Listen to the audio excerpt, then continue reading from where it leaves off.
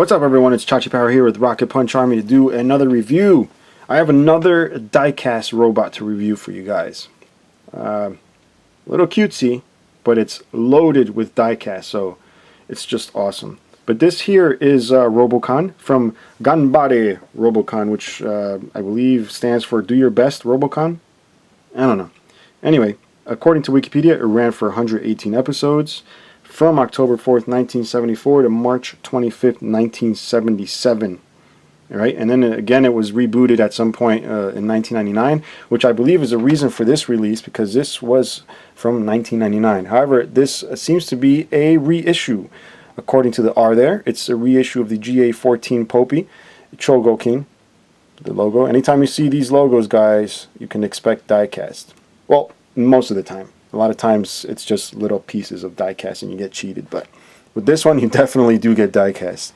So we're going to go ahead, spin the box around so you can see what's going on. And you'll notice here, if you compare to the front, you can see he's got legs. If you look here, he's got wheels. Then he's got a helicopter propeller thing going on in the back, which means that there is some transformation, and I do use finger quotes for that one. It's not necessarily a real transformation. In the back you get a bunch of Spanish that I can't read, and here you see Robocon with his accessories, and you'll see these three little bugs here, cockroaches. I'll get into those in a little bit, and you'll see his little gimmick here, which is the opening front flap, which reveals his internal gut structure. Now normally people don't really care about boxes and stuff, but I think some of the charm of these, even though this is a newer reissue, it's still up there in age. This is from 1999, but I think there's a certain charm to some things. You know, like a Transformer or whatever from the store. I don't know if it'll have charm 20 years from now, but you don't really walk into a toy store and find a toy like this. So the boxes are definitely something cool to check out, and so is really the inside. I mean, gone really are the days of robots, toys, or any toy, you know, actually coming in styrofoam. A lot of you younger kids don't understand the whole purpose of styrofoam, but you just knew you had something special in your hands when you received a nice heavy box of a robot or something and it came in styrofoam. It just gave it like that high-end feel. This is no different. So he's got the styrofoam box here. It does have a little booklet with stickers. You'll see this little pink sheet here. There's die cut hearts, which you can stick anywhere you want on the robot. I don't bother with that. There's also some black hearts. I don't understand the significance between the two colors, if there is any, but I do know that a couple of Robocon figures that I have do have stickers placed over them, some of the vintage ones. He's got a little baggie full of roaches. You'll see the roaches are right in there. See if I can take this out for you. And you'll see he's got a little chrome antenna, which I'll be placing on in a second. Yeah, so it's these little PVC cockroaches, and the reason the cockroaches are included is because he is deathly afraid of cockroaches. He does not like them. So, of course, they include it and throw it right on top of him.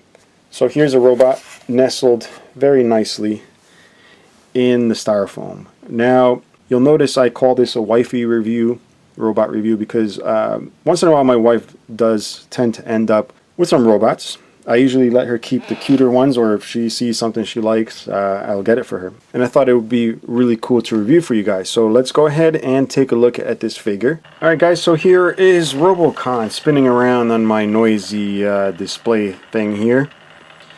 But as he spins around, you'll see how simple this figure is.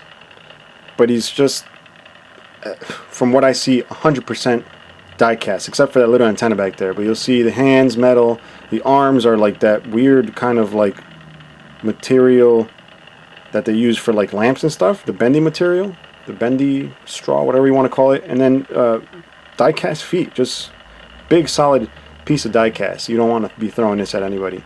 Now if we take a look up close, like I said, you can actually bring this up to reveal his insides, which is just a bunch of like retro looking you know, hoses and little buttons and little circuit boards. And what's cool is this piece is actually separate from the body. They didn't actually paint right on the metal body.